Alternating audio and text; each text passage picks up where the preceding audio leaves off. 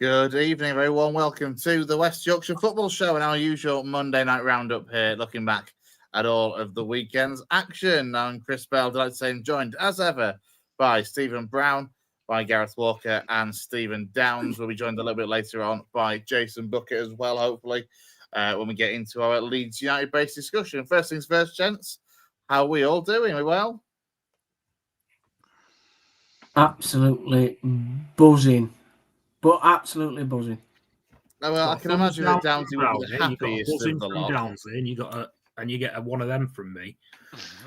It was a mixture of all emotions. It was a great weekend. Town won, Leeds collapsed into oblivion. It's brilliant. I mean, he's just being horrible now, isn't he, Brownie? So I'm in the midst of a football depression, fellas. What can I say? Oh, Brownie, I've been in for. I feel so sorry for you. I've been in one for 6 years, mate. Get over it. Oh dear.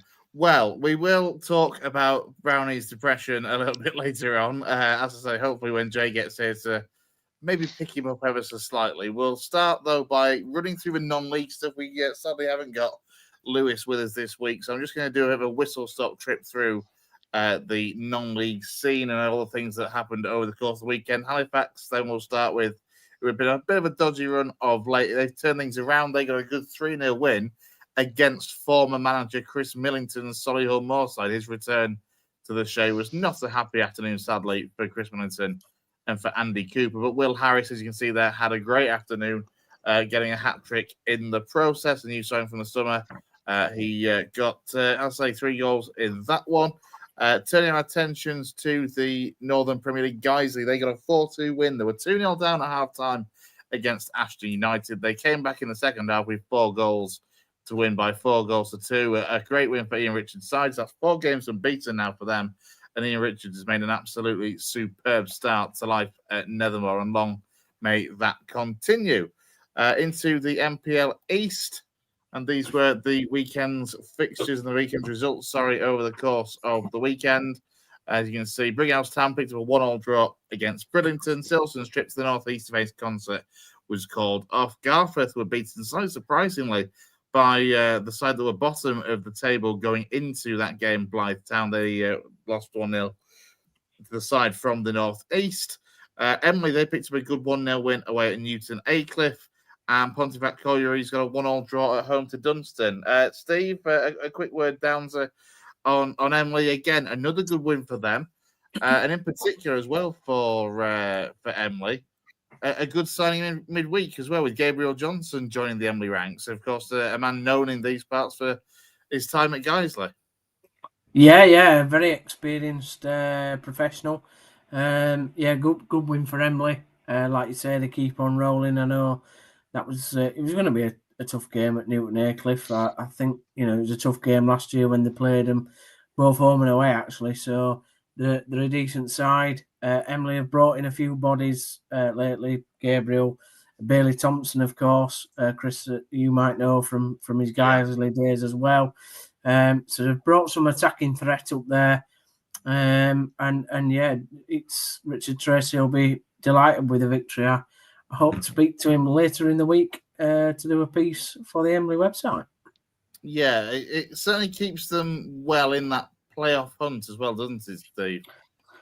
Yeah, I mean, listen, nobody's really catching red card at the top still, but I think the playoff places, if Emily can just keep in there, they've got a chance. They have got a chance. I think, you look at the other side, obviously, Bradford Park Avenue, are up there, and Bridlington are probably doing better than what I expected. Maybe the same could be said for Ponty. So there are a couple of surprises in there. Dunstan, you might expect better. Garforth, 11th mid-table, they'll be happy with that. Brighouse will be delighted being in 12th, and so will Ossett in 13th. And obviously Silsden have risen in 14th. So, Emily and Bradford Park Avenue doing really well for our region. And let's all imagine that it'll be an Emily Bradford playoff final. I'll be on Emily's side. Lou will be on Bradford Park Avenue's side.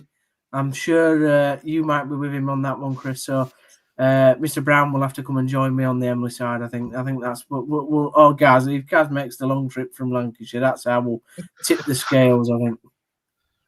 A quick flick through the Northern Counties East, the Premier Division games over the weekend. Bradford Derby, there was on Saturday between Campion and Albion. Campion running out 2-0 winners in that one. Golka also ran out 2-0 winners against Pickering Town, with George Doyle amongst the goal scorers in that one. Liversedge also continued their good start to the season with a 2-1 win over Handsworth. So Liversedge currently top of the table. They are 7 points clear of second, with 3 games in hand on second place Beverley Town as well. So things going very, very well for Danny Forest sides down at Claiborne. Penistone Church got a 1-1 draw against Beverley Town. Eccleshill United, they won away at Tadcaster Albion by 3-2. So a good win for Lee Elam side there. And Thackley, they were beaten at home by Rossington Main by 3-1. Plenty of goals, though, it's fair to say, in the Premier League of the Northern Counties East League over the weekend. A lot of change in Division 1 for Ilkley Town. Lou would probably be the best person to kind of discuss this, but they've had a completely new board of directors, or rather, the previous board resigned completely. Sam Dexter, who'd been at the club for, I think, over a decade or around a decade or so, stood down as first team manager. And a lot of change. They've appointed Jacob Misty, who was the assistant manager to Roy Mason at Steeton, as the new first team manager there. But he didn't get off to the best of starts. A 4-1 defeat away on the road at Appleby Fronium, who were one of the strugglers in the NCL Division 1. So a poor start for him, but we're looking to turn things on, I'm sure, in due course. Elsewhere, South Leeds, they were beaten on the road 2-0 away at Goole. Leeds UFCA beat Route 1 Rovers by 3-2. And Nostell Miners Welfare, they were beaten 3-0 away at Winterton Rangers. So in terms of the table for the NCL Division 1, the highest side for us is currently Wakefield, who didn't play in the league on Saturday, but they're currently 4th, with Leeds UFCA in 5th. So again, 2 Yorkshire sides in the playoff places as it stands in the Northern Counties East League Division 1. In the Northern West Counties League, our only kind of side that we cover is Barlick Town. They got a 1-1 draw on Saturday at home to FC St Helens and sit in mid-table. That runs through a very quick whistle-stop tour of the non-league scene from our region. We'll turn our attentions then to the Football League and into League 1 week out, and we'll get the happiness out of the way quick, and then it's all downhill afterwards. So, Downesy, the Terriers keep barking on. Yeah, I mean, that's what we do on this channel, isn't it? We always centre on the negative to get the views in, to get the views. No, it's been a good weekend. Town performed really well. Another 3-1 victory. That's 9 goals in the last 3 games and only 3 conceded. So, change of formation for Mr. Grant has certainly done wonders. A bit of a settled side due to injuries to players. Obviously, that some players are now coming back, which is good to see. The goals scored early with Bojan Radulovic in the 4th minute. And from then on, really, in the first 20 minutes, we absolutely blew Mansfield away. I put my customary I love football message in the chat. And I expected to say I hate football. Customary. It's extremely rare you put that in the chat. It's usually that you hate football. Let's not sugarcoat it. It's usually no. It normally is, and it has been for the last 6 years. But I either love it or I hate it. Well, on Saturday I certainly loved it, and 20 minutes in, we were 3-0 up by the 3rd goal. I couldn't believe it. I genuinely said, and I said this on Town Talk show last night. Go check it out if you haven't seen it already. By the 3rd goal, I said to my dad, it's the best we've played in 3 years. I couldn't believe how well we were playing. We were passing the ball around. It was unreal. Mansfield just couldn't get hold of us. And then Nigel Clough, as the experienced gaffer that he is, had a little tweak with his team, made them slightly more solid. Sort of the first half played out, but we could have been 6-0 up in the first half. And then they do eventually score in the second half. You could see it coming. Slightly, not that they were massively on top of us, but they were creating more chances, and It was just an honest mistake at the back, missed header and not picked up our man. Mansfield scored, but I was never worried really, and we got a fantastic 3 points to take us into the next 6 games over a 20-day period. Yeah, I mean, Jed's been in touch as well. He says, morning, boys and Downsy. What a difference 3 games makes if you're a Town fan. Bojan and Charles finding their major. I mean, they're certainly finding the mojo, if nothing else at the moment. Dion Charles obviously has been... He's not been flavour of the month, has he? It's fair to say, in his time at Huddersfield Town. Now, it's one of those that when he made the move, I thought that's a great signing and could prove to be. It's taken him a long time to settle in, but I say out of nowhere, settling in, he has done, and he's finding the back of the net.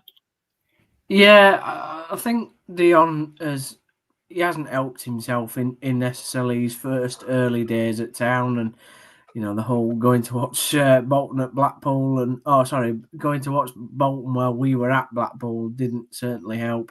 Again, I think it was a storm in a teacup when you go back and watch it. But listen, he's doing the business now. He's been given the shirt. Both him and Bojan were going to be out the club on the last day of the transfer window. Sorry, we were trying to get rid of him. Just anyone, we could have given him to Halifax. We were just anything, but end of the day, we've kept them. They've worked really hard in training. They've kept Taylor and May on the toes. Obviously, Taylor's not been performing either. May got sent off, and with a change of formation, Grant's decided to pick these 2 lads, and they've been doing the business. And you've got to say that they're taking their opportunity. I think the thing with Charles is, look, we know he can score goals in this league. I don't think that's should be in doubt. He did it for Bolton over a number of seasons. He's taken the time to get going. It's like, when you grow up, you enjoy spirits and beer as a youngster, and then eventually you get to liking red wine eventually, don't you? And so it gets you a bit of time to taste the real alcohol, let's say. Classic Stephen Downes analogies that make absolutely no sense at times, or most of the time, to be fair. Well, that one did make sense, so stick that in your pipe and smoke it. I mean... I'm not sure it did. Gaz, I'm not sure it did. Yeah, thank you, Gaz. Thank you. I mean... Did it my head? In Huddersfield, it makes sense. We touched on it earlier that obviously tomorrow night Town are back in action away at Luton Town. I know that Jed has touched on it as well in terms of the league is mad, and if Town were to win at Luton, you go up to second, which is, I'd say, absolutely seems crazy. I mean, I'll bring the right table up. Oh no, that was the wrong one. That was the MPL East. There we go. I'll find the right one that I did include Huddersfield on, even though the temptation was to just go with that one, the important area. And as you can see, like it is a crazy league. We've said it all season long about League One. The fact that when you look at that, there are only 7 points between Cardiff at the top and Burton Albion in 14th. There's only 15 points between first and 24th. I mean, that's mental in itself. The whole table is concertinaed by 15 points. I don't know whether maybe you lads can have an opinion on this. Does that mean the league is poor, or does that mean the league is quite competitive and good that anybody can beat anybody? I'm not too sure myself. I think it's the latter. I mean, look, it depends on what your narrative is and how you want to twist it. I will go with the latter, though. I think it's remarkable because we've seen it at the top of the table that. Yeah, anyone has shown throughout the season that anyone can beat anyone on their day. Let's be honest. And you only was it? Look, Burton that came to your place, Gaz, and went away with a win only a couple of weeks or so ago. Yeah, 10 days ago. They were fantastic, to be fair to them. I thought we spoke about it on the pod, didn't we? I thought that they'd come and anti-footballers, but they really didn't. I mean, they took advantage of some really sloppy and careless play from us, but they totally outplayed us in that first half. And I saw an interview with Gary Bowyer the other day where they were asking him about the playoffs. So it's like you say, it's one of those where anybody can beat anybody. I don't think it necessarily tells you much about the quality of the league. What it does tell you is that teams are all of a similar quality. I think this is the bad thing, though, because look at where Burton are now compared to, again, that game prior to the City game where Burton came to Huddersfield, Downsy, and obviously took a point. And at that point, I know Town fans were pretty livid, to be fair, that Town hadn't beaten Burton. But again, it goes to show there's example. I can't remember. Did Burton beat Cardiff as well recently? I think. Yeah, or one of the lower sides certainly picked up an unexpected result against Cardiff. It is a remarkably tight league. It is bonkers. They beat Bolton, didn't they? That was it. Bolton, yes. And Northampton beat Cardiff this weekend 2-1. But yeah, I mean, look at the team in 10th. You know, I mean, that's Wycombe Wanderers, and they were in the relegation places in the first 6 games of the season. And that's the Michael Duff effect. Michael Duff's taken over, and genuinely, I saw the stat the other day. He's the best Wycombe manager to be given the job, and in his first, is it 8 games? He's the best statistical manager to ever take over at that football club. And they're now 10th, and I don't think they've lost in 5 games. It's unreal. Yeah, they beat us at the weekend. But I think, you know, you look at other teams like Rotherham there, they've gone up. Luton are in 12th now. They've just been beaten by Barnsley. That was 5-0 and pretty demolished by Barnsley by all accounts. The Tykes hit the woodwork in that game twice as well, so it could have been even worse than 5-0. Jack Wilshere's just taken over there. I don't see why Town can't go to Luton and get a win. You know, we're confident. We're riding high at the moment. I'm begging Grant to not change the team, if I'm honest. I know he'll be dying to tinker with it. Please don't, Lee. Just leave him alone and let the 11 players that played on Saturday go out and do it again. You don't need to tinker with the team. I mean, look, it's one of those, though. As much as you could look and say that Town should be obviously confident going to that one, you could easily see Luton picking up a win as well, just because of the way the nature that League One's been. Browne, I know you said you want to come in? Yeah, no, I was just going to say, because obviously it's been a couple of weeks, I think, since I've been on the show, and the feeling around Grant last time I was on, it was very negative, and you know, you did wonder, you question how much time he was actually going to get. I just wanted to ask Downesy, what's the feeling around Grant at the moment in the fan base? I mean, is it kind of swung massively in favour, or is it just that sense of trepidation still? Where are you guys at with him at the moment? Yeah, I mean, interestingly, I do want to say that I actually never said that I wanted Grant to be sacked. I said if we lost to Plymouth, he had to go. And obviously we went and beat Mansfield, and then in the cup, and then we played Plymouth and beat them. So for me, I think the majority of fans are still have that trepidation, Brownie, I'll be honest. There needs a lot of trust rebuilding from this run that we've been on. He's not a charismatic manager, I'll be honest. He's not a Warnock. He's not you don't instantly love him. You know, like a Bielsa at Leeds say.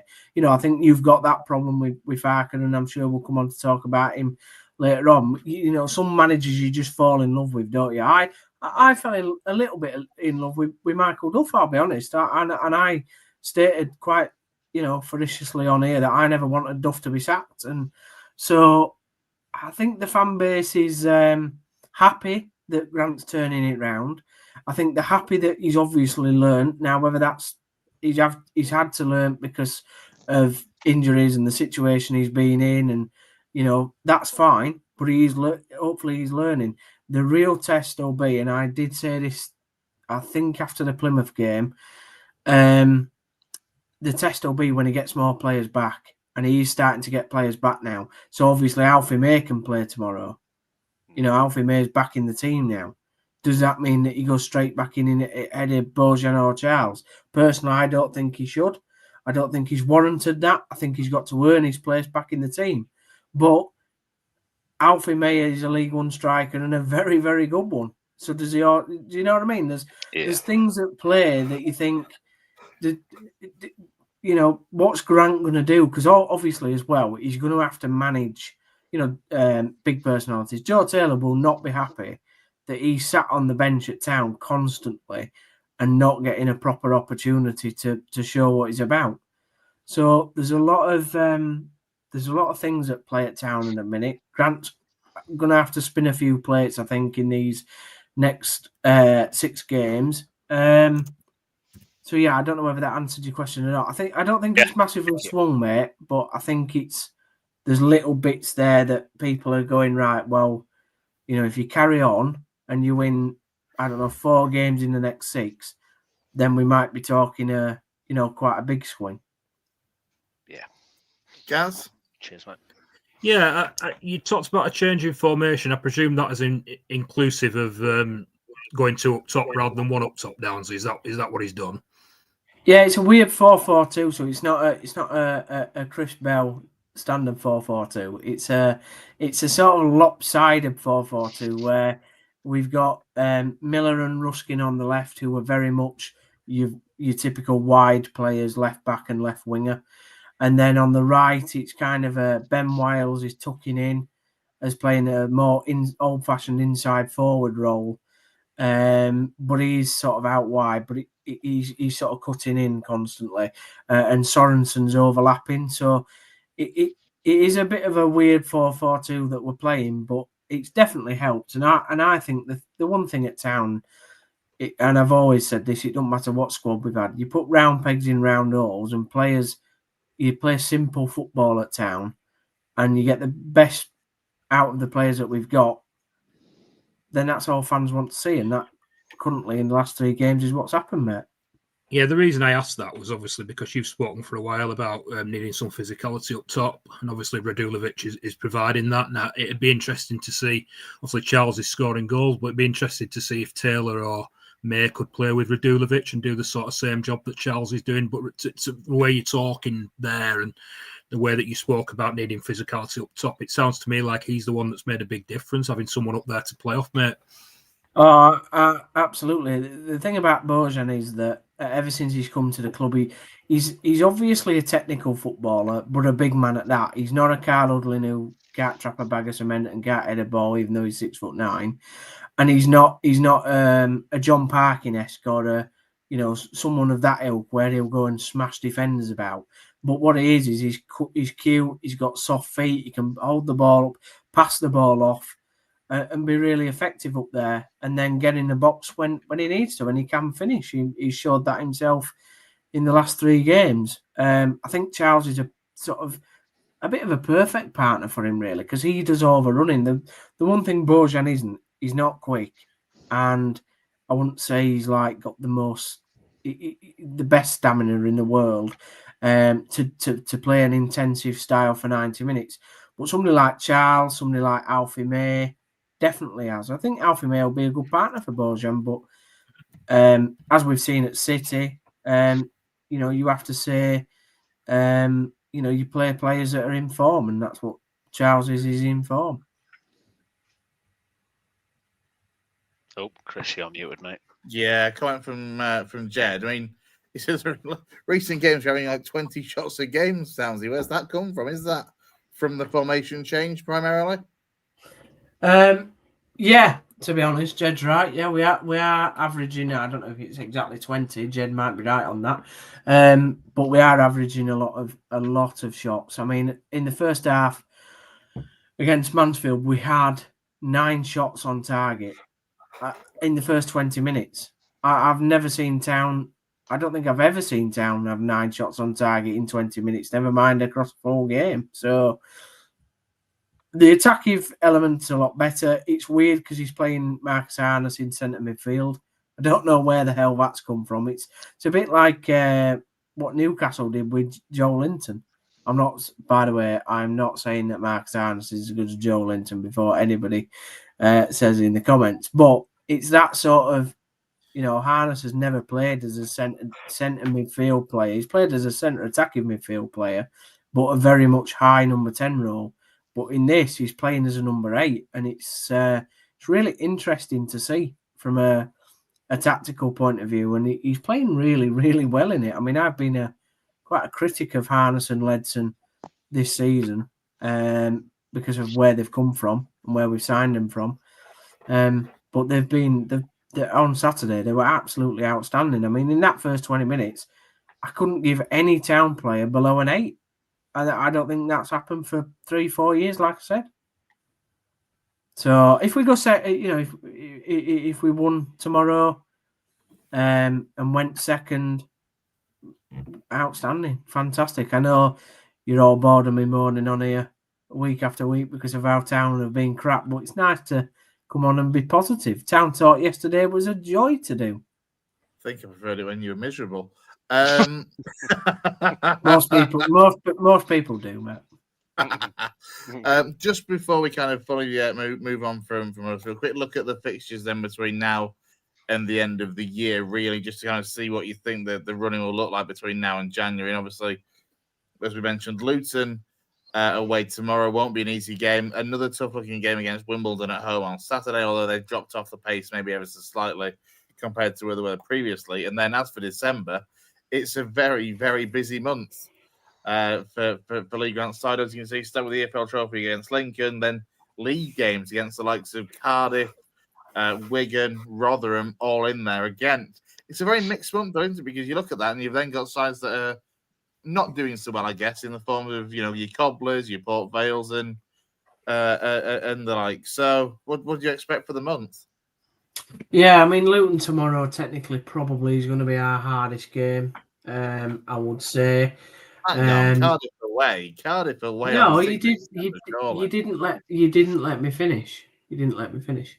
So obviously for the rest of this month, Luton is going to be the hardest game, and then in December you've got Cardiff away. I think you look at the other games and listen. I am not underestimating anybody. We've been beaten by Northampton last year.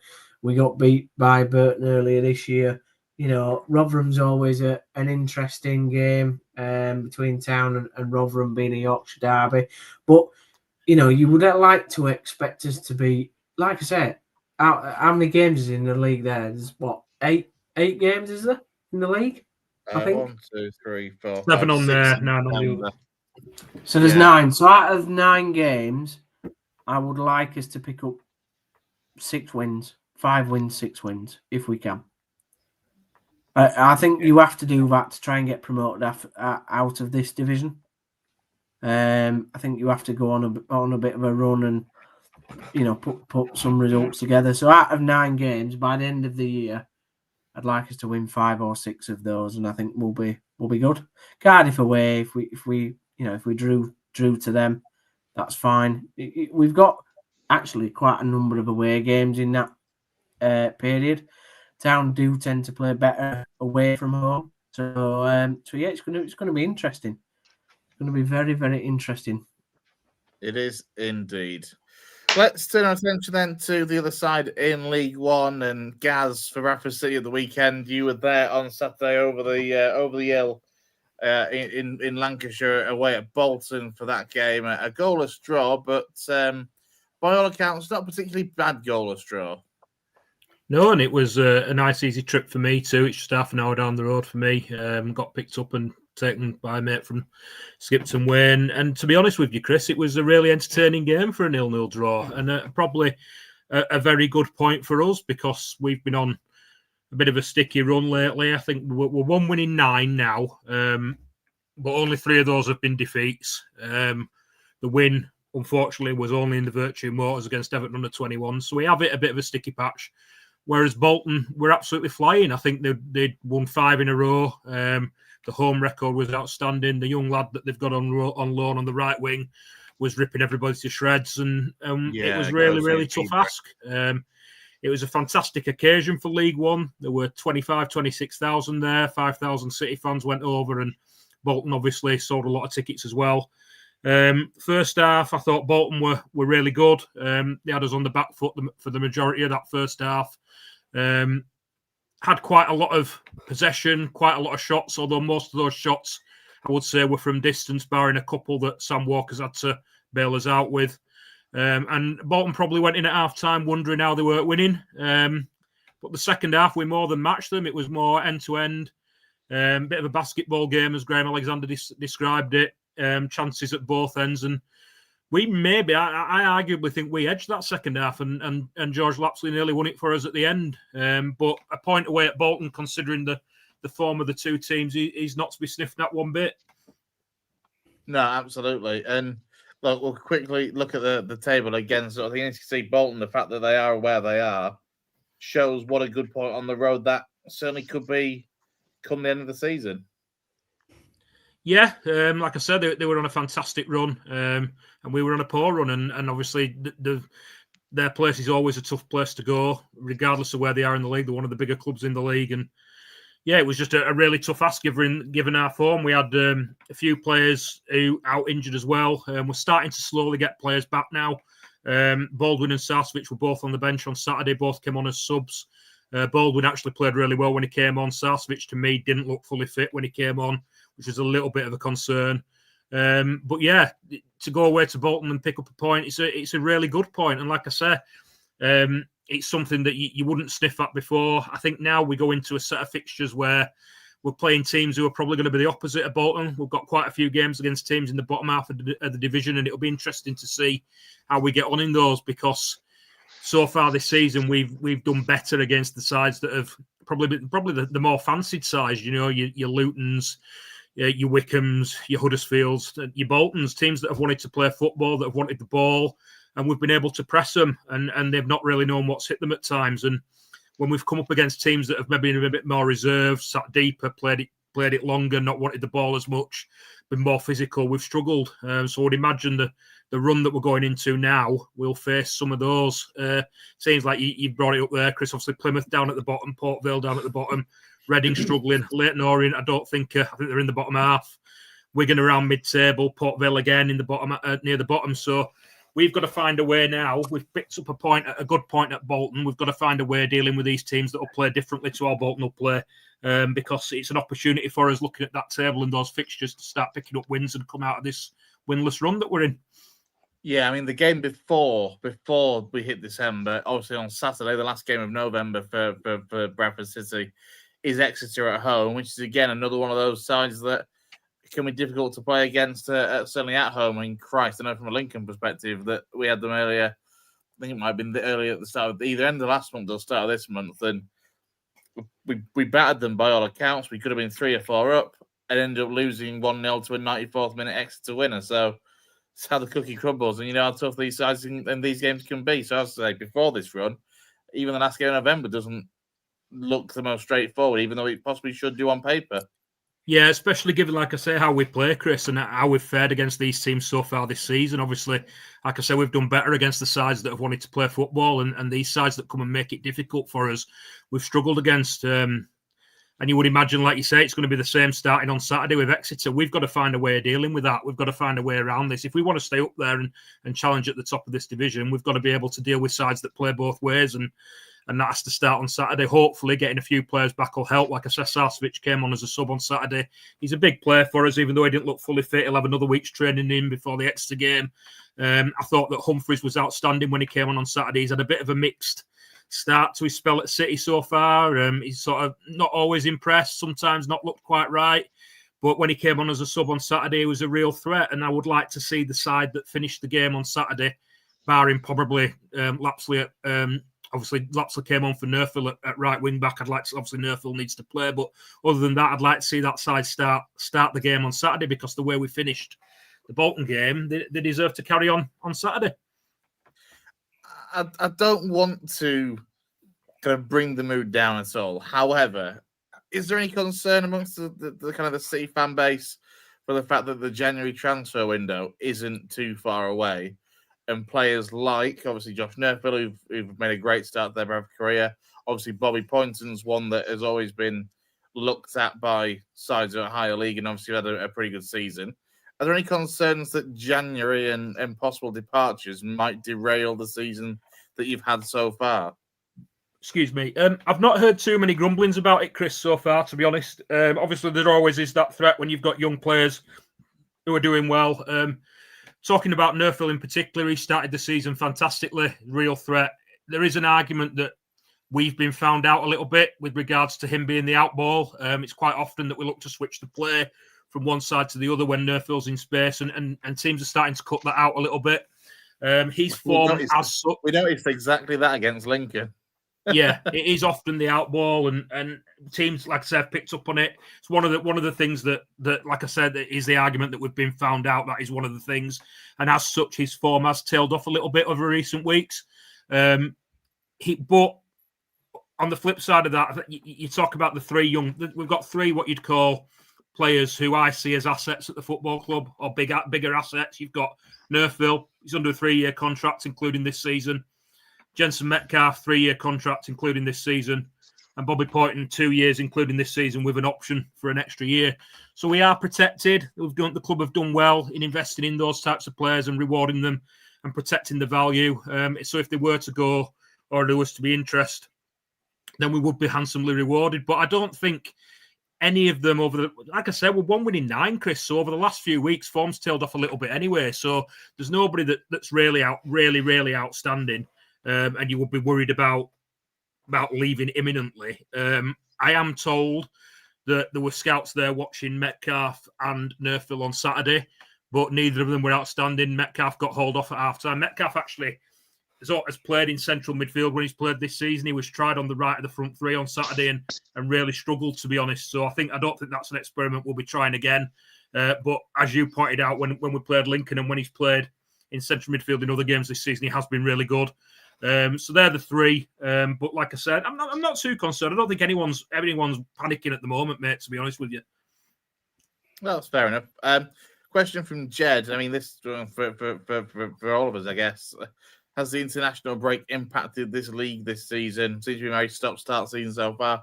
I think it's one of those because you end up in a position, and I think if I just bring up the league table again, where, as you can see, because of the international breaks that we've had, and the fact we've had 3 of them as opposed to the usual 2, there's differences in the amount of games played when you consider obviously the likes of Lincoln, Wickham, Rotherham have all played 17, but then you've got Barnsley and Stevenage there that have only played 14, 3 games in hand because of the international breaks most more than likely. I mean, what do you think, Gaz, Downesy, Browne? Yeah, I hadn't actually realised till we brought the table up then, Chris, that some teams had played 17. Me and Downesy were chatting before we went live about obviously Huddersfield having a game in hand that they play tomorrow. I thought that we'd played the most or equal most of the teams at 16. I hadn't actually realised that Wickham and Rotherham have played 17. Like you say, you look at that table, Barnsley and Stevenage can both Barnsley can go to 33, is it? And Stevenage can go to 36. So, there is a lot of football to be played. Obviously, some of those games, teams will play against each other, so they'll take points off each other. But at this stage of the season, from really the first international break, this is the case, isn't it? Right through till probably towards the end of the season, because you also get games called off because of the weather in January, February time. So it can be a bit of a higgledy-piggledy table regarding games played right through to the end. God, imagine if Stevenage won their 3 games in hand and they become the runaway leaders of League One. Nobody would have seen that coming. I find it interesting that Town played the first international break, and we could have had it off because we have got enough players like Bolker that goes to Southern Arm and Charles that goes to Northern Ireland. So we could have had it off, but we decided to play the game, and I can't remember the result. I think we won, but interestingly enough, in the last 2 international breaks, we've decided. The Luton game was always going to be called off because they had enough anyway. But we decided not to play in the other one, and I find that really interesting. That I don't know whether that's somebody's had a word with Grant and said, "Look, we take the week break and." Because he wasn't in a good moment at that point. Take the week break and use it as a training session and stuff like that, or whether that's just by chance. But yeah, I'm not a fan of international breaks, to be honest. I hate the fact it breaks up the season. I hate the fact that whilst I love watching England, I don't love watching them in friendlies against teams that don't really matter in terms of what we want to do in tournaments, or especially in friendlies. So for me, Played yeah. one friendly, haven't we? No, but we were all already going to qualify. My point is, I think having too many international breaks it does split up momentum. It's probably, I don't know, Gaz, would you say it's not been a good thing for you? I think it's been a good thing for Town. It's probably not been a good thing for Leeds. I don't know, Brownie might say different. Yeah, to be honest, after the last one, it was okay actually. It was like, that's fine. And actually, it was a decent international break, wasn't it, as well, with Ireland and Scotland? Yeah, and all it was that. mental. It was a really good international break. Generally speaking, I hate it though. I'm like, why would it feels like season just starts and then it's like stopping and starting and stopping and starting. And it can mess up your momentum a little bit. And Leeds typically don't do well after an international break. But It's yeah, one of I them, did I like it guess, this time. It'll affect obviously Leeds a lot more than it usually will affect the rest of us. Kind of looking at it from a League One perspective, because I'd say with League One, it's quite hit and miss as to how many clubs you come across or that you'd face that will have the right number of internationals for it to be called up anyway, and that sort of thing. So, yeah, Well, it's momentum though. It's momentum in it. That's the thing that stops you. If you're on a winning run, you want to play, don't you? But as you say, there's pros and cons to it. From the fact that obviously you didn't play maybe that second one because maybe Lee Grant actually looked in and thought, you know what, bit of extra work on my training ground without that fixture might be beneficial. I mean, Jess says for Town still have 31 matches to play. He also says Town are still in that Mickey Mouse Cup against. They are indeed, yeah. That's next Tuesday night. Is that one Lincoln Huddersfield in the Virtue Motors Trophy? What I will say is that having my personal opinion is that having 3 international breaks by mid-November is a bit ridiculous. I think it's too. I think it's overkill. I think two was probably too much for me anyway. I can understand why they had 2, but they are talking about combining, aren't they? Is it the October and November one that are going to be combined, or is it the September and the October one? They're on about combining 2 of them, aren't they? And having one less international break. What will that look like, though, if they combine 2 international breaks into one? Instead of getting 2 weeks off, we're going to end up with a 4-week break. You'll have 3 weeks off. I imagine countries will play Saturday, Tuesday, Saturday. Because you still have, because most nations in an international break have 2 fixtures. So if you combine, that's 4 fixtures you need to get in somewhere. No, I think they'd only have 3. I don't think they'd have 4. No, they always have 4 though. It's two international breaks is 4 fixtures, isn't it? In most cases. Yeah, I get that. But if they're combining them in November with 2 competitive games in each. The first one was the one where they had the friendly with Senegal. But if they combine them, there's not a rule to say you have to play 4 fixtures. They might just play 3. Yeah, but when are you going to play the extra fixture though? Unless I don't know. I'm not FIFA or UEFA, and I'm certainly not the FA. Well, there's only two of them. I mean, what was it this time in these 3 breaks? You had 2 qualifiers, 2 friendlies. You could drop a friendly. So across the 3 breaks, I think it was 5 qualifiers and 1 friendly for England. Because we had that stinker against Senegal and 5 competitive. That was the only fix. That's the only friendly we've played so far under Tuchel was the Senegal game.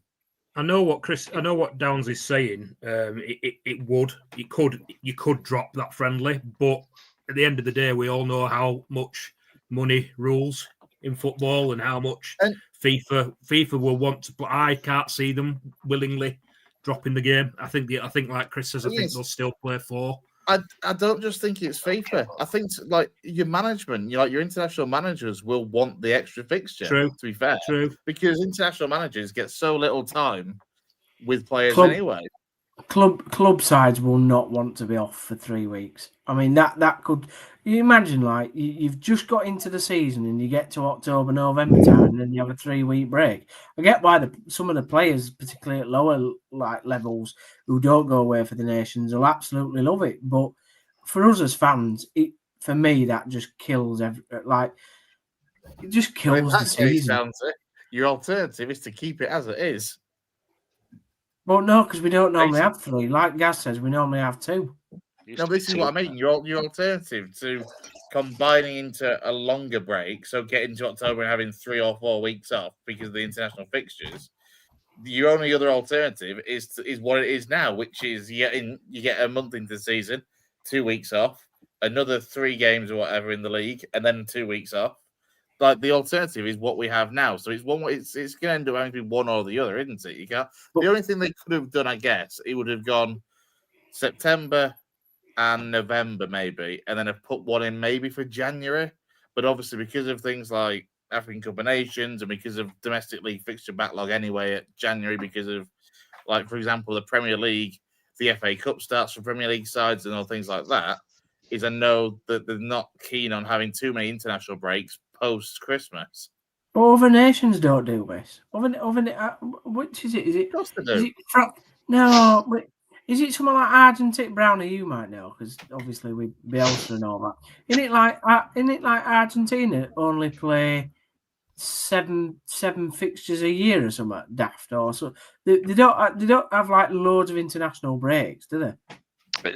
I have no idea. I was coming to you as the South Let me Google it quick. Like Tim Vickery on the BBC. Mate. I was coming to you. Maybe Jay will know. He'll be on in a minute. He might know. We've digressed, I will admit, from Bradford here.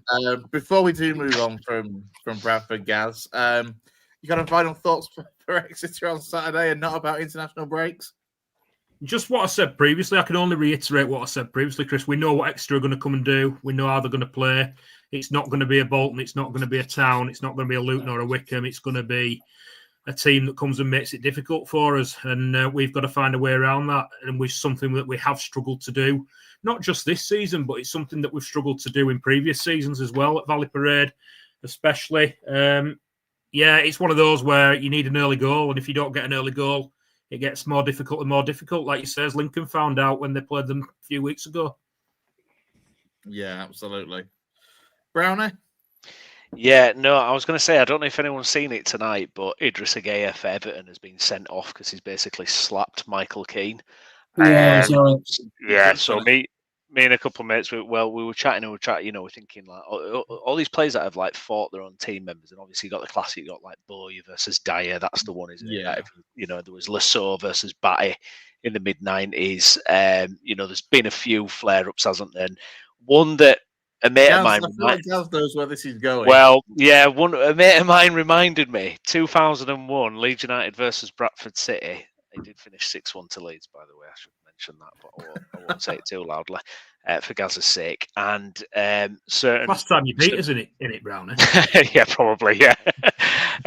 Stuart McCall and Andy Myers got into it apparently, and Myers left a headbutt on Stuart McCall, left him looking like this if it'll load up. So a bit of a nasty one there. I'd completely forgotten about that. I'd completely forgotten that. Yeah, it's a.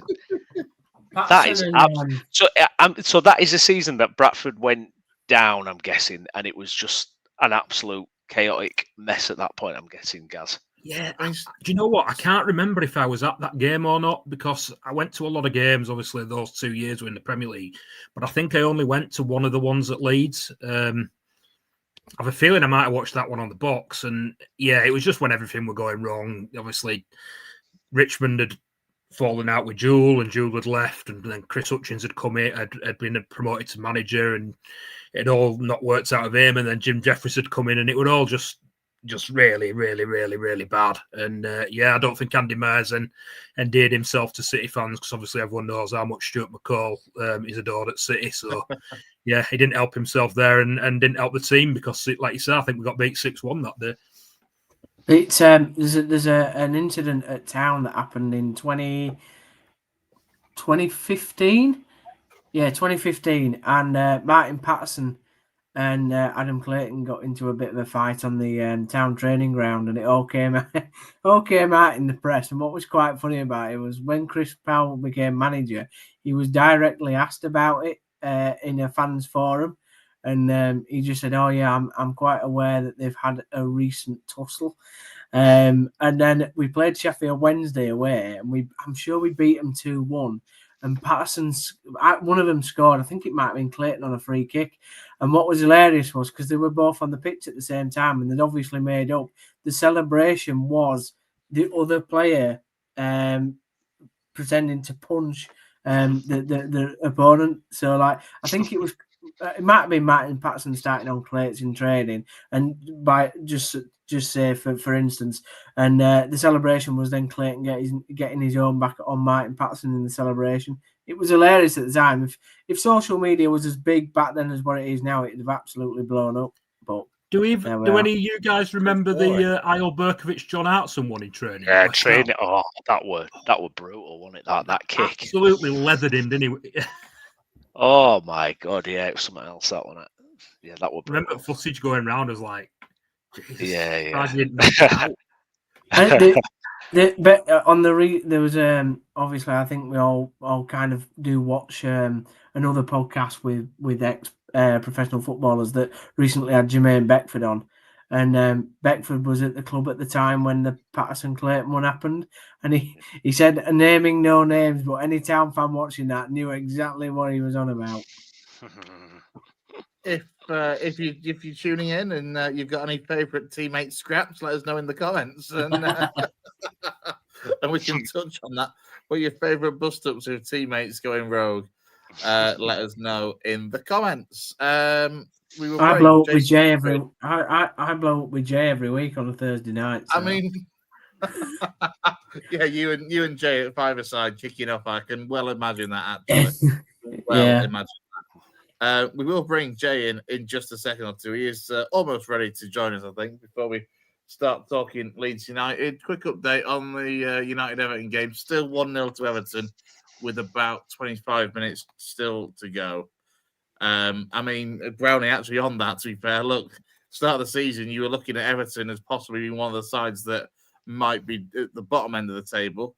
As it is, they'll leapfrog Liverpool if they hang on for a win against Man United tonight. I know.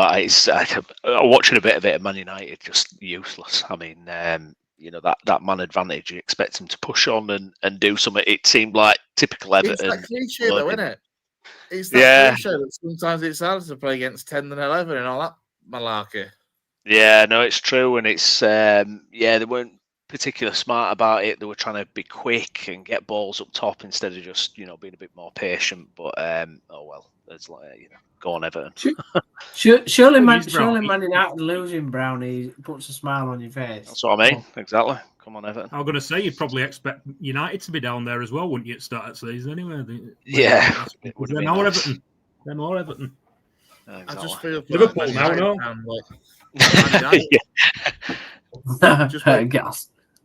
feel for that Man United fan waiting for a haircut, because this looked like United might be on the start of a decent little run where we might actually be able to get a trim, and if this goes tits up, it has to start all over again.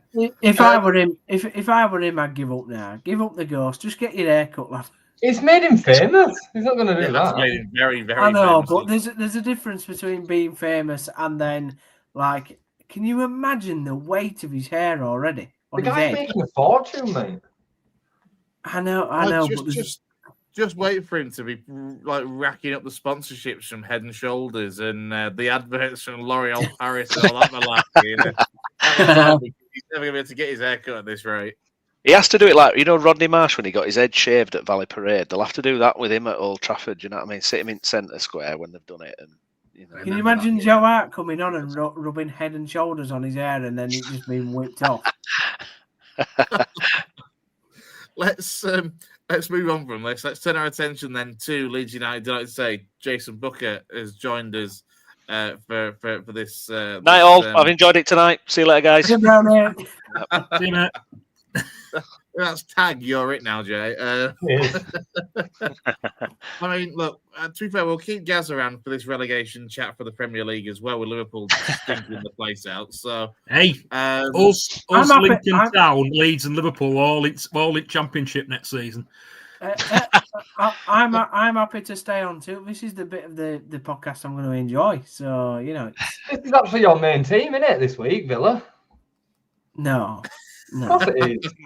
No. You were more excited about Villa beating Leeds than you were Jay, no, I wasn't. It just improved the brightness of the Sunday afternoon gloom. Behave yourself, little Tim. Yeah. Here we go. Yeah. Behave yourself. Don't make me Idris Agana gay, you. Okay. What, when you live at the other side of Bradford? I don't think Little so. bitch slap on Thursday night. This is Downesy, next five-a-side you lads have. Thursday. The thing is, I won't see it coming, so it's fine. Right, Leeds United. Obviously, you've done both done a bit of content off the back of the weekend's result. Obviously, the 2-1 defeat at home to Villa. Leeds fans, you can go and check that out on the channel. Some of the content that's already been created by Browne and Jay. Browne, we'll start with you since you've been here from the off, mate. I mean, talk us through it. You mentioned earlier on, or towards the start, that you are in a bit of a football depression at the moment. Yeah, discuss. Yeah, safe space, Brownie. Safe space. Yeah. Well, I went to the match and it was weird because obviously it was absolutely thrashing it down. I knew that was coming. But yeah, it was a bit of a subdued atmosphere. It was weird actually. It was like, I don't know. It felt like we were waiting to see what team turned up, and a couple of minutes in, you could tell the boys were up for it and aggressive, get the goal, and Ellen Road took off a little bit, and it was a good atmosphere. But and at half time, I'm sat there, I've got my loaded fries, loving life, 1-0 up in the Premier League, everything's going great, and then it was weird because second half, when people like coming back to the seats and it's like it don't feel like the second half's properly kicked off yet because people are still kind of milling about, and then Villa scored. Apparently Farke didn't come back for the first couple of minutes either. He was like behind getting out. You were getting some loaded chips and all. Yeah, it might be. Yeah, he'd seen mine and thought, oh. Biggest what did you have on it? For Leeds, it seems, is the bloody time it takes to get served in the kiosks. So the sounds of it, crikey, that sounds like the real problems of Ellen Road. Yeah, it's a long time. Brownie, where were Bovril, mate? Come on, you're not as posh. Yeah, come on, pie peas and a Bovril. I know, I'm upgraded now, mate. Loaded fries, come on. But yeah, second half, they've got the quality, a couple of bits of magic, whatever way you want to look at it, and we get undone. And it's difficult to know where we go next or what happens next. It feels like it's one-way traffic in terms of how Farke, the way things are going for Farke at the minute. Me and Jay touched on it last night. It's a bit of everything. I think a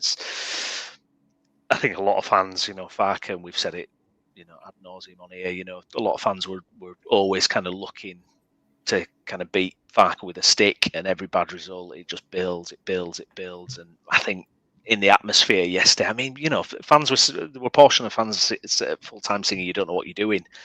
That was a close game yesterday. That was a really tight game, and we deserved something out of it. That's not a "you don't know what you're doing," kind of situation, but that's where that narrative is now. And for me, it's only heading in one direction. Question is, do you just do it now and get it done, get someone else in and try and change the mood somewhat, or apparently he's going to get the block of games, these tricky fixtures coming up. Can he pull a rabbit out of the hat? Can something happen?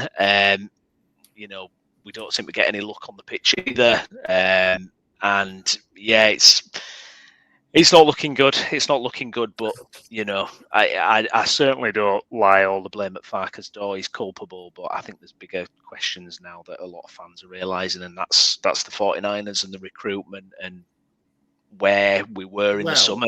Were we engaged enough this summer? I mean, we don't know.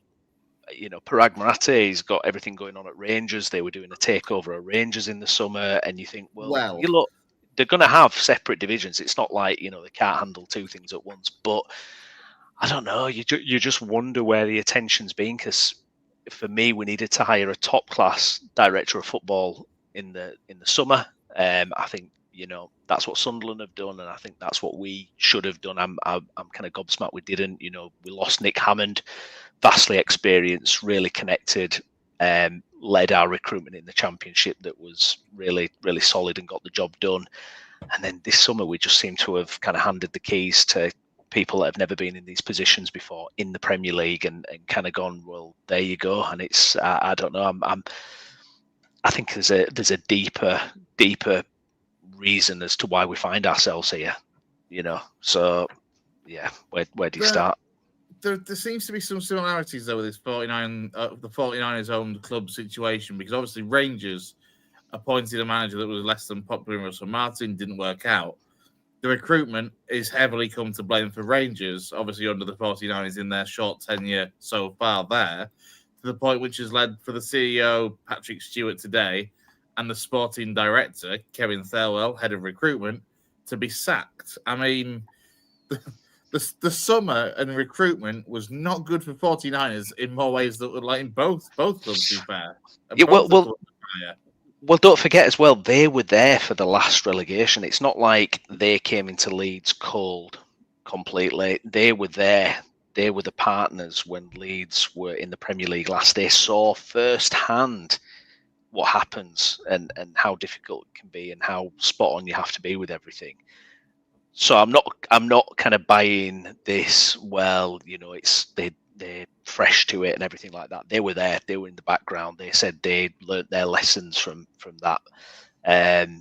But yeah, I don't know. I mean, the serious problems. I mean, look, you know, we haven't kept a clean sheet since the Newcastle game. I was surprised at that. I was like, surely we've had a clean sheet since the Newcastle game. We've not, and we're the second lowest scorers in the league.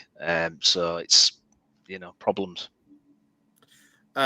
Jay, let me come to the straight talking Leeds fan himself. And I mean, what's your kind of take from Saturday and the kind of the situation we're now with the fan base? I mean, Christ, just going to touch on this as well. This moron that found himself yards away from Farke's dugout on Sunday, and the fan base is all over the shop. But are we still looking at, you know, a lot of it is being overreactive, or is it starting to become more and more understandable gradually as time goes on? I personally think the fan base is in the worst state it's ever been in. And I think that's a pretty drastic thing for me to say, but Browne, I don't know if you agree with me or not. I've seen relegation from the Premier League. I've seen relegation from the Championship. I've seen League One playoff heartache. I've seen League One minus 15 points. The fan base has never been more negative and toxic than it is right now. And I find it puzzling. I come and sit with Brownie on every show that we do, and I try and have a bit of realism attached to it, honesty, perception. You know, perspective is probably the best word. Perspective on the situation that we find ourselves in as a newly promoted club. The performances that I see outside of the 2 away games that we've done to death now have been good. We've competed against the likes of Spurs and Villa at home, and yes, we've lost, but we've played really well. You know, everybody that watched yesterday's game, I think, would agree that we're probably good value for at least a point. You know, on another day we win that game. We just don't have the quality. We don't have the quality. That's the truth of the matter. This team is capable of absolute maximum right now, I think, finishing 17th. And the fan base have got in their heads this illusions of grandeur that we're capable of finishing. Some people think this team's good enough to finish mid-table. It's mental. And the more and more I see the social media world piling on, it's then bleeding into Ellen Road. The abuse that Brendan Aronson got yesterday, the abuse that Daniel Farke got yesterday, it's abhorrent. It's disgusting. And we are creating part of the downfall. The 49ers are to blame. The players are to blame for not being good enough. You know, they're putting the effort in. You can't expect anything else. Daniel Farke is culpable in parts as well. But the fan base are culpable too. Because I totally and utterly believe right now that the fan base could be driving the ball over the line a little bit more if we were right behind the manager. If this were Marcelo Bielsa season 1, and we didn't finish 9th, and we were in this position right now, the fan base would not be behaving like this. No. Even take away how exciting and beautiful the football used to be. I get that makes a part of it as well. But the football isn't anywhere near as bad as people are trying to make out it is. So, you know, I find myself in a real state of frustration because I'm trying to enjoy this season as much as I can.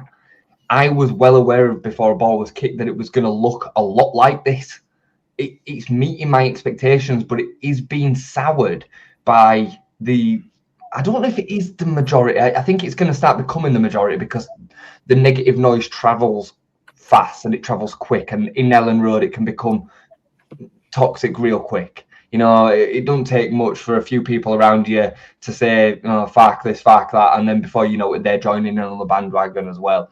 I think it's inevitable he gets sacked, and I've said to Browne, I think he'll probably go after the Man City game. But for me, it doesn't. I don't think it answers us all the questions that some fans think it will.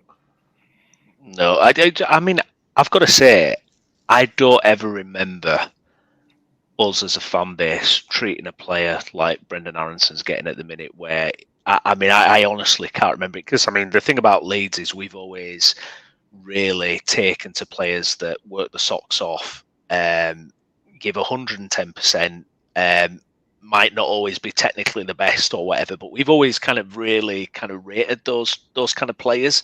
You know, if you look at any point in our history, that's the type of player we've always loved. And I think this Aronson thing now, for me, I think he should pull him out of the squad, because, or the starting 11, because I think this is just such a lightning rod. I mean, I'm watching at the weekend, two wingers, and if you're objective, and I think, you know, you'll see a lot of kind of the reporting on the game that said Aronson was decent, particularly first half. It was. But you're looking at the other side. I'm looking at Okafor, who gave the ball away. You know, I mean, I can't count how many times he gave the ball away, and just it amounted to nothing. And it was almost like they were watching the wrong winger or something. You know, it was like they were slating the wrong winger. It was, and don't want Okafor to get that level of criticism either. But I'm just saying it's bizarre. And you know, the last home game, he was getting a round of applause. You know, he's getting a standing ovation after a man of the match performance against West Ham, and now it's like he was getting mocked. Crowd were mocking him. You know, with the subs, waiting for him to get subbed. It's a level that's just, I don't get it. I don't get it. Him and Farker are in the same level of kind of fan detest in certain parts. It doesn't matter what they do. And it is toxic. It creates a real hostile problem. You know, Brendan Aronson's played 100 times for Leeds United. Like, this ain't a player that's just come, been crap, and then been bombed out. And, you know, sure, he's gone out on loan and come back. I think that makes a massive part. I think the fact that he's American, the fact that it was a little bit lightweight. I mean, he is still lightweight, but he doesn't throw himself over like he did season 1. We remember watching him in season 1. He threw himself over too much. He wasn't mentally able to deal with the fact that he was slight. Now he is. He works bloody hard. And you're absolutely right. He's far less culpable than somebody like Noah Okafor yesterday. Or there were others. There were, you know, Gabby Goodmunson gets absolute rave reports, and I love him going forward. He's been culpable for 6 out of our last 8 goals. People are still talking about him as if he's like the dream boy, the star boy. Lucas Perry, and I know it's starting to come to Lucas Perry's door as well. And I don't want to make it personal about the individual players, but Lucas Perry, you know, he's not shown anything above Emilio Caldalo so far. Where's the real criticism for him? He should have saved that free kick yesterday. You know, the instant reaction of people was, oh, it's a beauty. It's not. It's actually a bang average free kick that's on target. Chris, I'm not having it. It's a bang average free kick that's on target. He does well to get it on target because of how close he was to the wall, how close the free kick was positioned to the edge of the box. That's it. Go and watch the free kick again. Go on Twitter and watch it. I did earlier. From behind the goal. I'd be interested to see. I don't know if you've seen Joe Hart's take on it, but he was on Match of the Day 2 last night, and he did a piece on Perry's positioning and what he would be expecting as a goalkeeper, and he's fully behind Perry on that. That it's not goalkeepers union. Goalkeepers union nonsense. Lucas Perry's actually falling backwards into the goal. If you watch it, he's actually like on. He don't even move, Chris. It's literally it's there. It's a goalkeeper error. I'm not having it.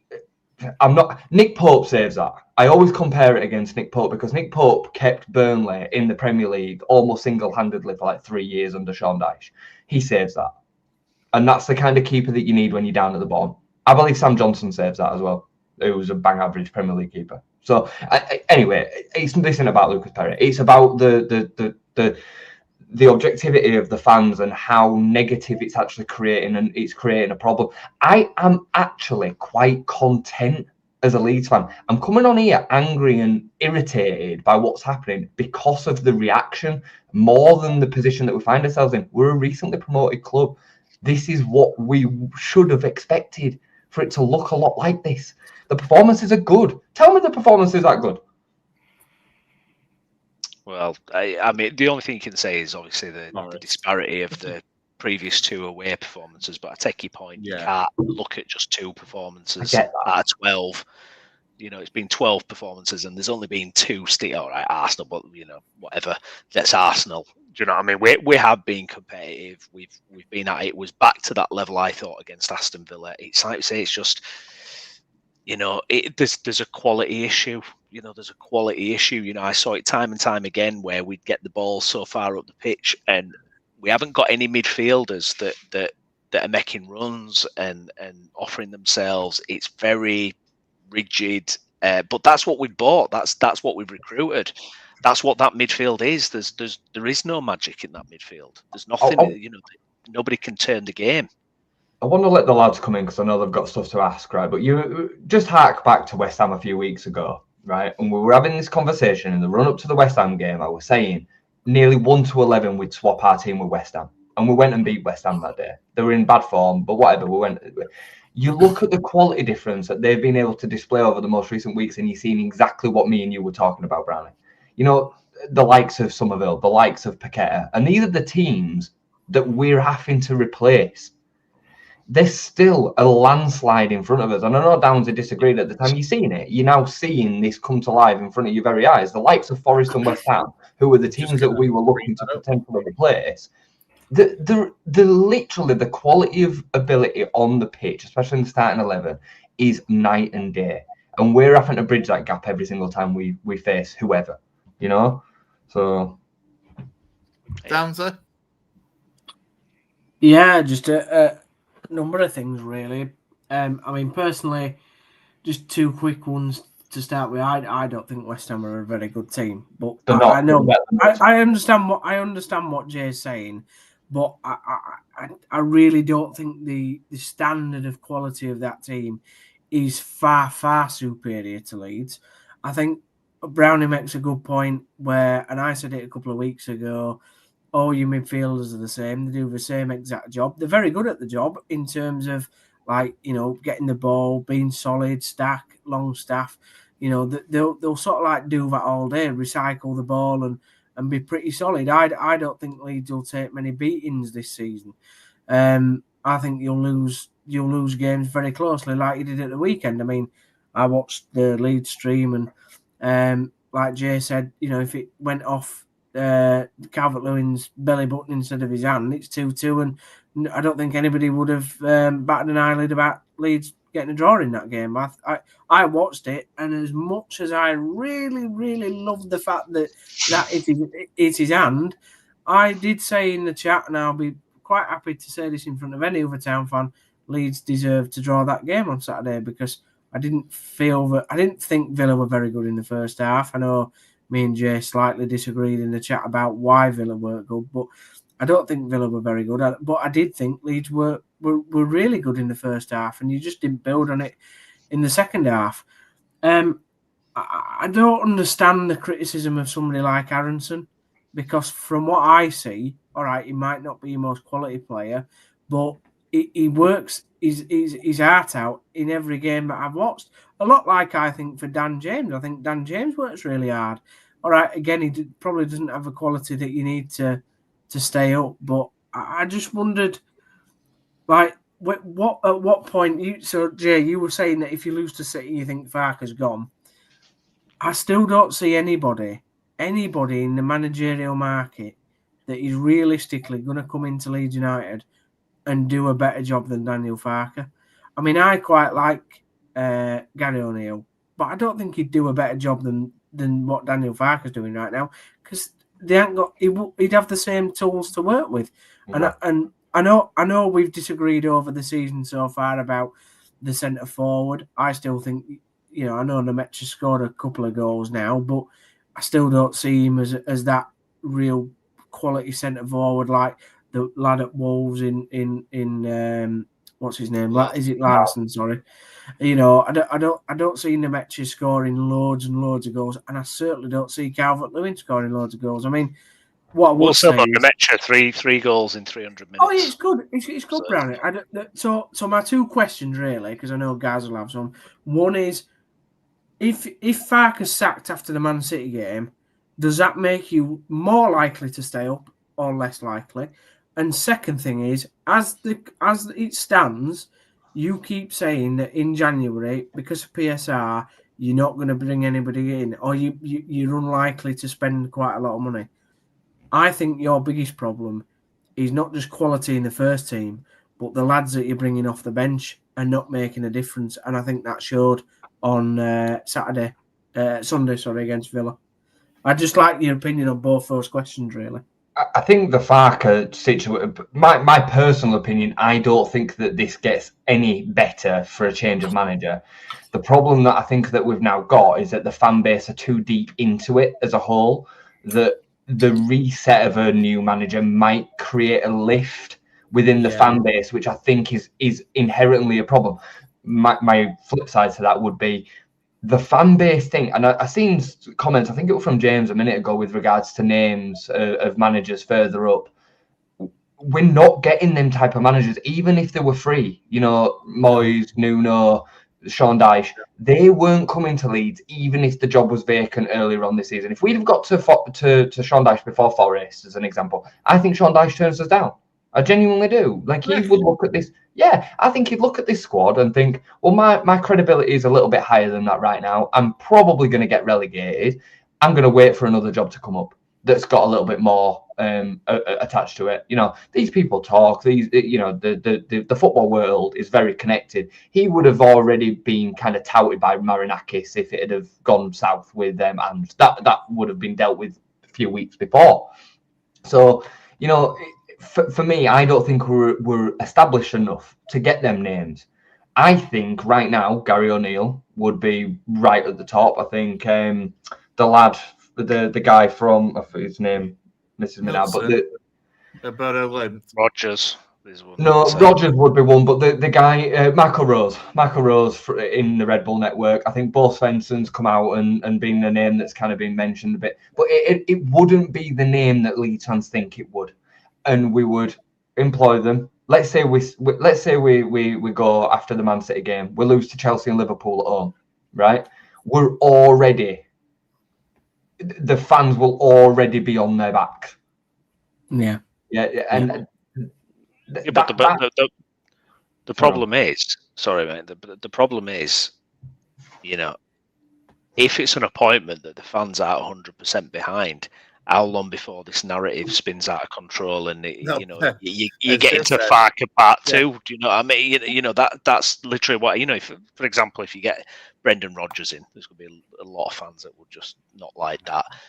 Me included, probably. But you know, it's already starting on the back foot. But then your responsibility as an ownership group, you know, you've got to pick who you want to pick, and you've got to have your reasons for doing it, and you've got to back yourself. But some of these names that are getting banded around, I'm seeing Motta, Cesc Fabregas.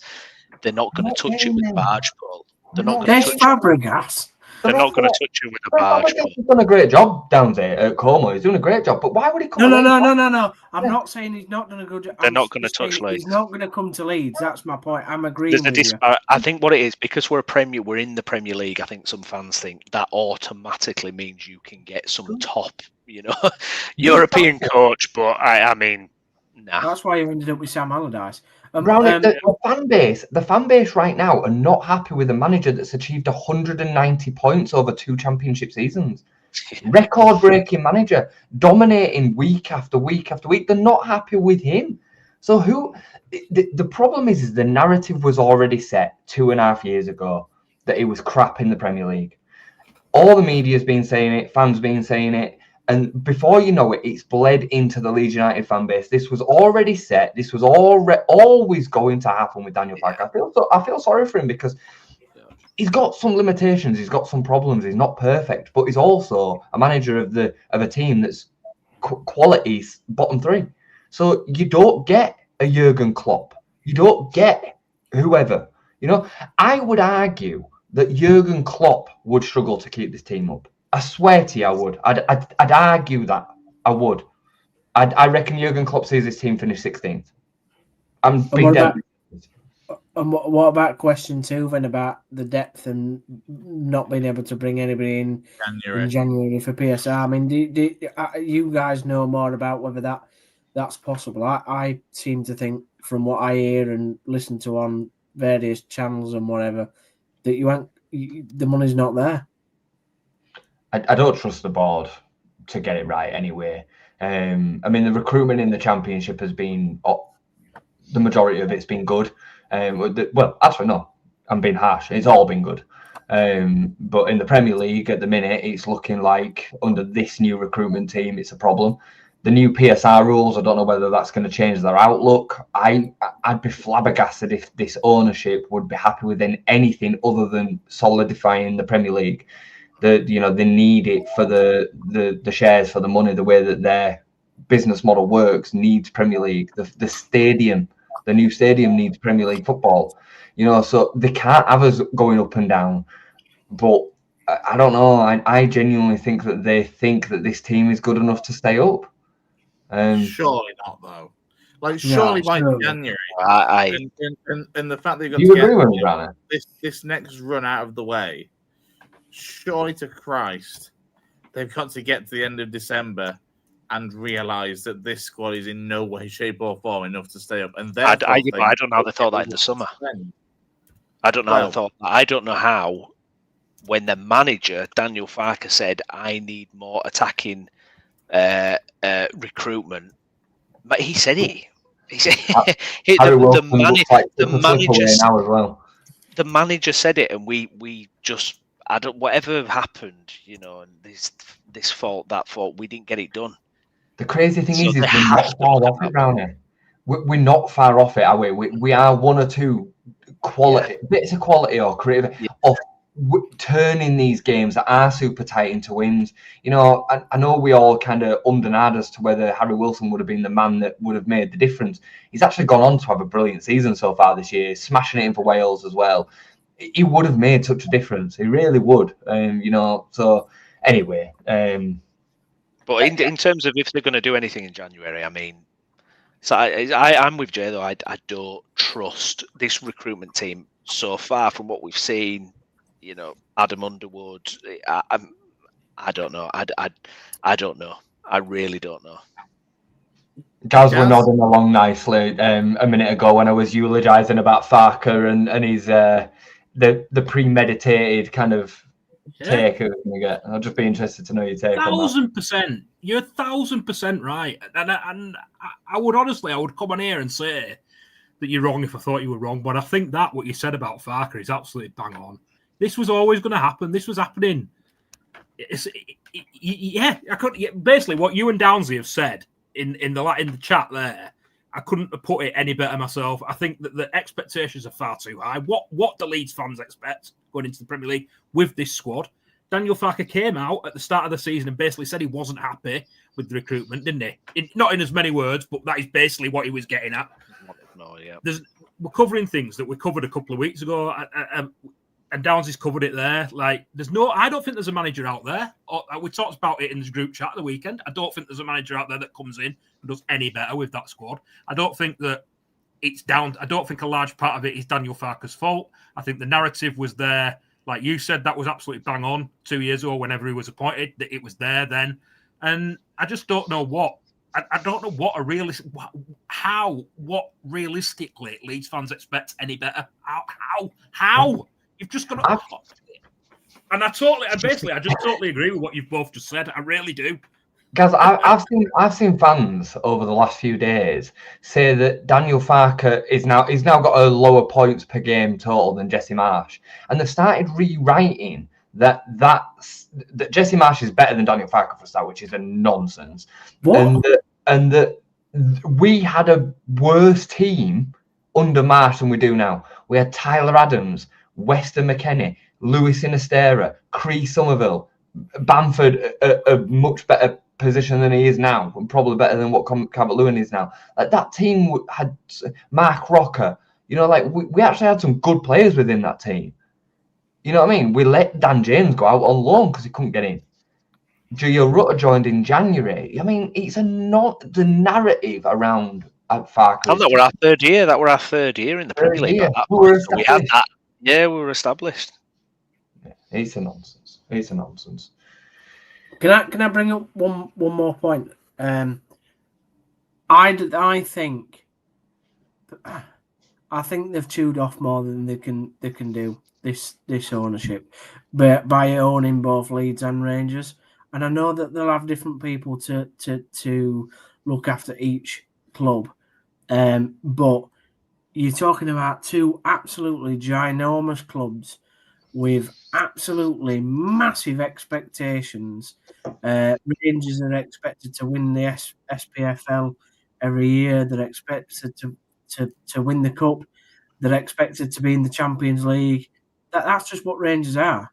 And Leeds fans are expected to be in the Premier League and to be doing well in the Premier League. Now, what well looks like, we can all sit here and talk to the cows come home. But that's what Leeds fans have expected. Browne has talked about it in previous streams about when he was younger, watching that Leeds side play really well in Europe and being up in around the top four. So I just think I just think I think they've chewed off more than they can handle. I don't think that they've made an absolute mess of Rangers. Like, Rangers are an absolute basket case of a football club right now, and they're not handling things well at Leeds. And to be honest, if it continues to go the way it is, you'll have. But I mean, earlier this year, you had Rangers fans outside the stadium at Livingston or whatever, waiting for Russell Martin to come out the ground. And I know that we all condemn that and whatever else. Well, but I'm telling you now, the way Leeds fans are, I'm not saying that all Leeds fans. I'm not telling me, but the way that the fan base is exploding and the way that Jay's talked about it, and I think Jay's actually really spot on. I know we disagree quite a lot, but I actually think he's spot on with it. I just don't think this ownership can handle both football clubs at the same time. Let's just be honest as well. Like, what's the real difference between waiting outside the ground for Russell Martin and what we saw on Saturday with this fella? Oh yeah, true. You've got a point. Chris. You've got a point. I mean, I don't completely agree with you there, Downes. Bring us back, Chris. It doesn't matter. I can't say. I personally don't agree in terms of the like they can't handle the both clubs. But they're not struggling to deal with Leeds United because of what they've got going on with Rangers. They're totally different kind of people. And let's be fair, the 49ers have several businesses. So just adding Rangers to the portfolio isn't going to then be like, oh, as eyes are now off the ball at Leeds United. You know what I mean? Like I know Parag Marathe is linked to the two, but Parag Marathe's got his people to do his job at Leeds and he's got the people to do the job at Rangers. Now, are they fit to run the football club effectively as a Premier League owner? That's a different question. I don't think it's got anything to do with the Rangers situation. Have they employed the right people to do the work for them at Leeds United? Adam Underwood, Robbie Elliott, and the others. The answer to that question probably is no. That's a slightly different point. Do you get what I'm trying to say? Yeah. No, I get you. But Browne did bring it up earlier in the podcast about Rangers and the fact that, in the summer, it's without any doubt that at both clubs made an absolute horlicks of the summer. And I agree, Jay, there's probably because they haven't got the right people in charge. But I think that comes down to the fact that they know that there's so much pressure at both football clubs to get it right. They're just kettles waiting to go off. I think we've got to be careful as well, though, right? Because I am criticising the recruitment team for the poor recruitment. I'm also then understanding of the fact that we're a recently promoted championship club, now in our fourth year in the Premier League out of the last 20 odd. Yeah. Have our recruitment been any worse than Burnley's? No. It's not. This summer, it's not. I can answer you the question. Kyle Walker aside, maybe, but even that he's stretching. He's ancient. Yeah, like their recruitment's not been better than ours, Chris. It's not. It's not. Like, come No, on. it's not. No, I agree with Jay. It's not. Martin Dubravka, like Ukachukwu in the midfield, I think is all right. They bought Jadon Anthony on a permanent. Come on, let's not do this. Like, it's not better than Leeds is, right? So, and was Ipswich's better than ours last season? Was Leicester's better than ours? Was Southampton's better than ours? No, to all three of them. Yeah. Sunderland's is better. We know the PSR situation, and we know the board of director, don't we, there, Browne? The head of recruitment, guy that came in from Roma, knows exactly what he's doing. They've nailed it, right? By the looks of it, they've absolutely nailed it. But at the same time that we're criticising the 49ers, we've got to say some of these players that we would have wanted to bring in that would have improved us drastically have probably gone to Brighton. They've probably gone to Villa. They've probably gone, Buonanotte was pretty much in the door and went to Chelsea on loan at the last minute. We have to be fair with where we are in the pecking order this season. And that all comes back to what you're saying about realistic expectations again, because when you take all this into account, then what is the realistic expectation this season? Exactly. That's another thing that, Brownie, what's your view on the whole? I've said a lot. Point that I've said about Rangers, like I think it's a valid point, but I do get what Jay's saying. Well, the thing is, we don't know how it's split up, how the duties are split up, or whatever. There were a couple of things that I thought were strange that happened. Was the fact that we were losing our chief executive Angus Kinnear and Nick Hammond, and those guys have basically run the show, and that transitional period from the last ownership to the new ownership, they were the ones that were doing it. And you're going into the Premier League. You're at the precipice of achieving what the investment group what they want, and it feels like at that point, all of a sudden, they're purchasing another club. And I agree with Jay. Look, they hire people to sort things out. It's not like Parag's, trying to manage Leeds and Rangers at the same time. It doesn't work. We know it doesn't work like that. But perception's powerful, and a lot of Leeds fans did call it. And perception, how things look can be important too. And then suddenly we've done these internal appointments to these key roles. And I don't know. There's kind of a strange. The problem is really, and I've thought this before, because we know what the plan is with the 49ers. It's to buy Leeds, establish them in the Premier League, and then sell them, having made X amount on their investment. I think if you look at Tony Bloom at Brighton, he loves the club. He's investing in the club. He wants to grow the club. It's not an investment opportunity where he's going to sell it on. I think you look at the guy at Sunderland, I think it's similar there. It's not just an investment. You look at Brentford's owner, you look at, who else? I mean, Aston Villa's owners, for example, they see it as the end, that they're at their end point owning the club and they want to grow it. I do think there's a serious question has to be asked about the stewardship of Leeds and ultimately this idea that, invest, Premier League, see you later. I mean, it was always going to be a rockier road than that. But, the investor plans that came out in the summer, they hinted that the 120 million they put in the summer was the last big investment they were going to put in. Well, what? How are you going to establish yourself in the Premier League if that's your last big investment you're going to put in? How are they going to sort the stadium if that's the last big investment? Well, that was part of it. That was part of this 120 million. But it's I don't know. I do worry about the leadership from the top in terms of, it feels very transactional and a bit kind of, we're just doing this to get to point B. And I don't know. I think maybe you need a little bit more heart in it. Maybe you need, you need a bit more drive. I don't know. I mean, look, these are the bloody black holes I end up going down when we're sat in the position we are. Because Brighton fans feel like Tony Bloom's slightly less interested in them now because of the increased investment in Hearts and that sort of thing now as well. Let's be fair as well. They have made other mistakes throughout the journey, and ownerships are going to always make mistakes. I get that, but they could have taken us up in season 1 of the Championship if they'd have done January right that year. We'd have finished in the top 2. We'd have beaten Ipswich to the 2nd spot, but we didn't. We dilly-dallied around. We got Connor Robertson on deadline day on loan, and that were it. And we were short of a couple of players in the Championship in that first season, and that then meant that we had to have a full second season in the the Championship, and then we all knew we lost Chris Somerville, we lost Jorginho Rutter, we lost Archie Gray. Now, people will lay that at the door of the manager because that's how fans look at football. The biggest act of responsibility is Daniel Farke and Daniel Farke alone, and that's it. Like the ownership were culpable in that first season as well. I mean, bear in mind everything that Daniel Farke had to deal with in the summer of that season. You know, and I've said this time and time and time again. Like, I am not here just fighting Daniel Farke's corner because I like the guy. I just think he's our best route to survival this season. I think I could be wrong. I hope I am wrong because I think he's going to go.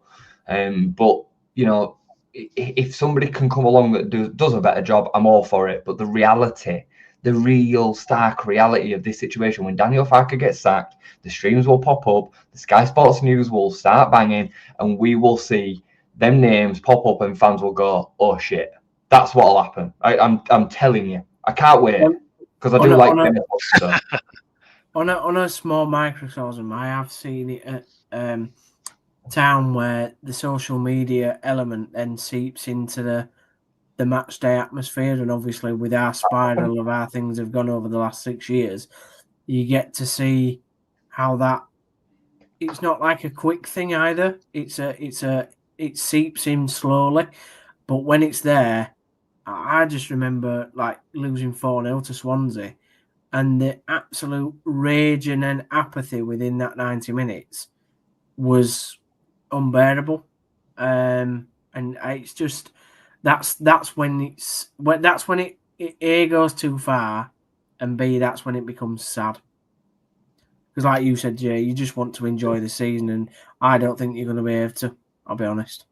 Well, you make a great point. I mean, the coming off social media thing is something that I toy with all the time. I get sucked back into it because I care so much and I like talking about it so much. So then I like to know what people are saying. So we've got context to stuff to talk about. But, you know, the reality that I would be living right now if I didn't check Twitter and check other people's content would be very much a case of this is, you know, a grind, but I'm in it.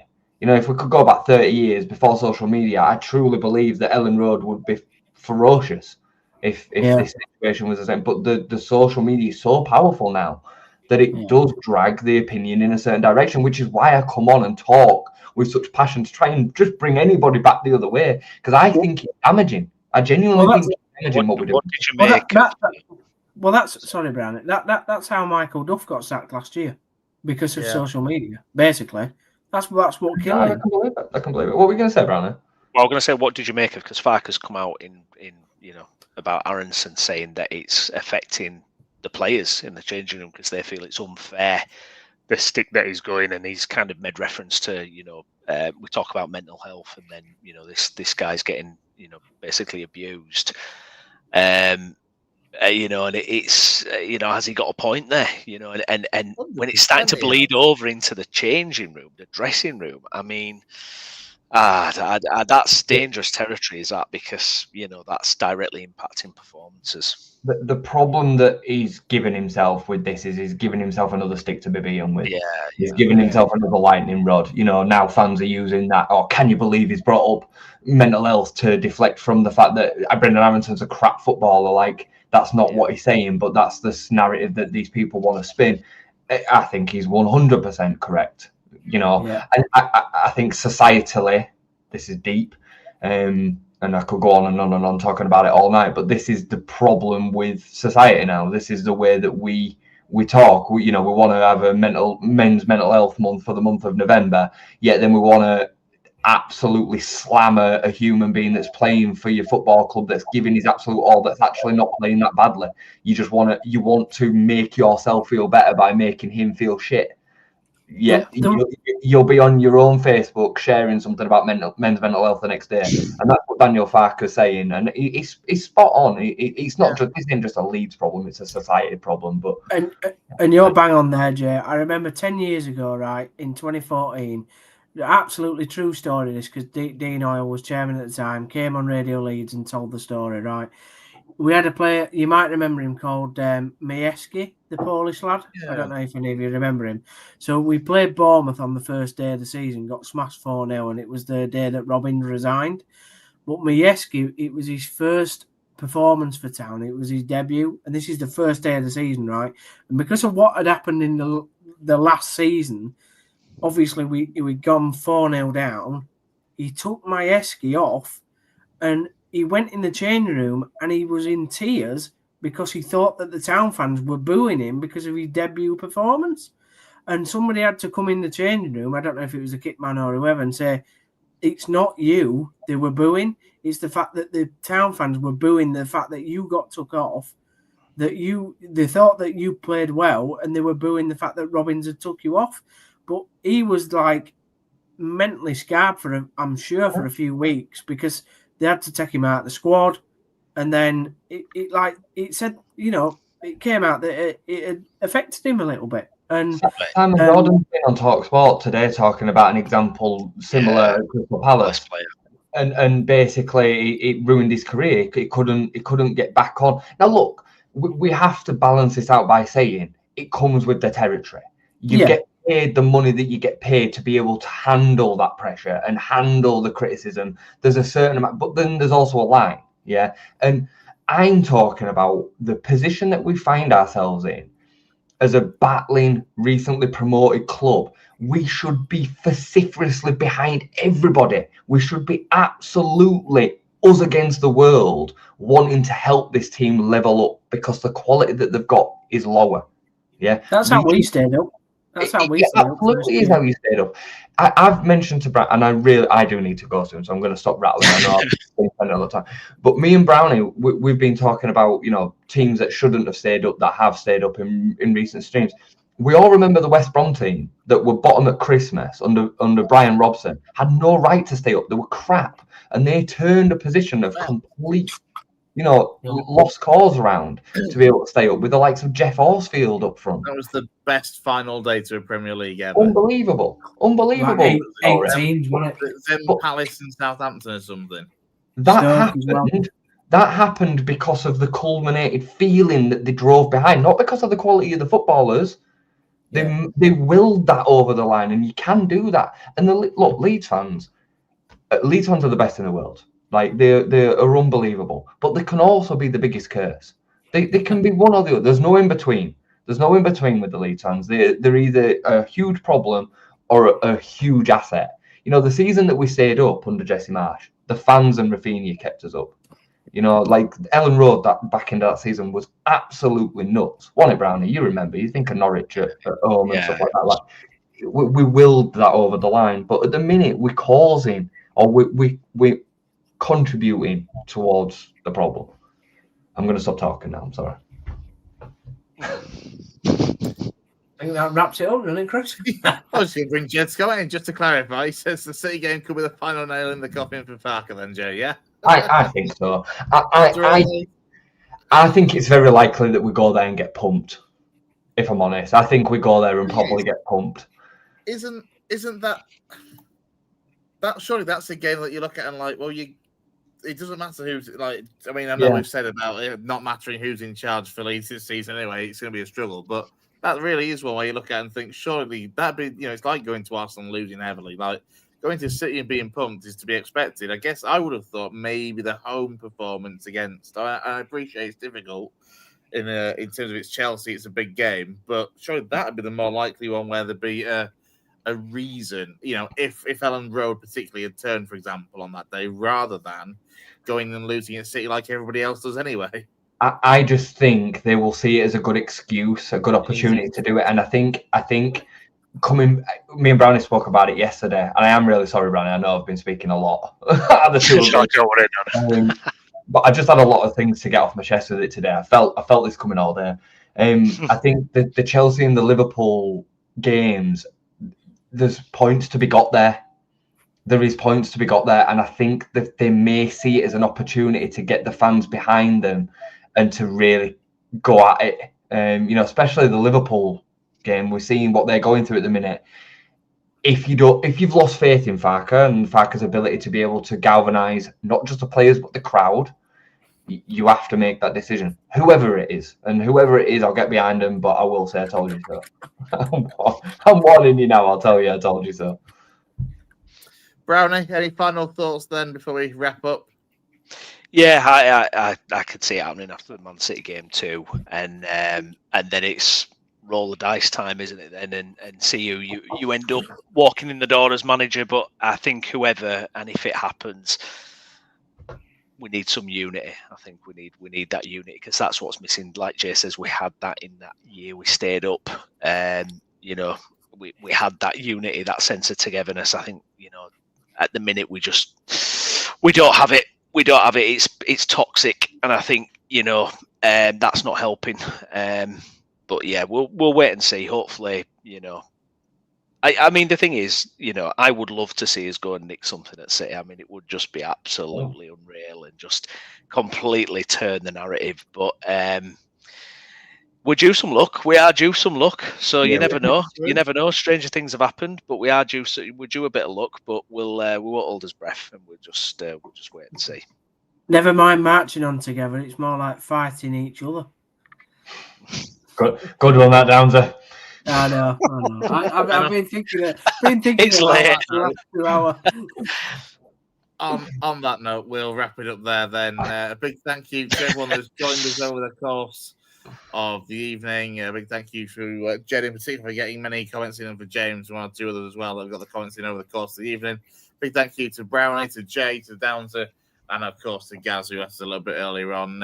Do keep an eye on our social media content for more content coming up over the course of the week. Brownie, Jay, anything? I'm guessing there'll be loads in the pipeline for you guys this week. Every other day you want to be on talking something. So keep an eye on our YouTube channel in particular for any upcoming streams on there. And I'm sure Downes and lads will be back at the weekend with another Town Talk show as well. But for myself and the rest of the lads, enjoy the rest of your Monday night, whatever you get up to, and we'll see you soon. Take care.